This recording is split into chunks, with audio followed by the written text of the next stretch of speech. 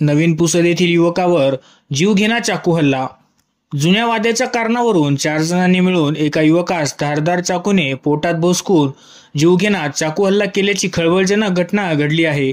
सुदैवाने यात जखमी युवकाचा मृत्यू झाला नसून प्रकृती गंभीर असल्यामुळे थेट यवतमाळ येथील वसंतराव नाईक शासकीय वैद्यकीय महाविद्यालय येथे रेफर करण्यात आले आहे। प्राप्त माहितीनुसार दिनांक 5 मे 2024 रोजी रात्री अंदाजे 11:15 वाजताच्या सुमारास दत्ता सुभाष कवठळे वय 23 वर्ष राहणार नवीन पुसद यास गुड्डू मधने, निखिल हजारे, विवेक केशवे व गोपाल पांढरे सर्व राहणार नवीन पुसद यांनी मिळून धारदार चाकूने दत्ता कवठळे याच्यावर हल्ला चढविला। या हल्ल्यामध्ये दत्ताच्या पोटात डाव्या बाजूला चाकूचा वार झाला असून अक्षरशः पोटातील आतडे बाहेर आले।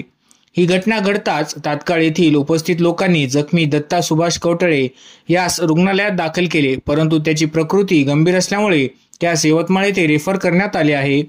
जखमी दत्ता कवठळे याचे भाऊजी नितीन विश्वण्णा भिसे वय 34 वर्ष राहणार नवीन पुसद यांनी दिलेल्या फिर्यादवरून शहर पोलीस स्टेशन पुसद येथे गुड्डू मधने, निखिल हजारे, विवेक केशवे व गोपाल पांढरे यांच्याविरुद्ध कलम 307, 330, 34 अन्वये गुन्हा नोंद करण्यात आला आहे। यात विशेष बाब म्हणजे या घटनेतील आरोपी गुड्डू व विवेक यांनाही मार लागला असल्याने त्यांना सुद्धा यवतमाळ येथे रेफर करण्यात आले आहे, परंतु त्यांना हे मार कशामुळे लागला हे अद्याप अस्पष्ट आहे। उर्वरित 2 आरोपी निखिल हजारे व गोपाल पांढरे हे फरार आहेत। घटनेचा पुढील तपास पुसद शहर पोलीस स्टेशनचे API पांडे हे करीत आहे।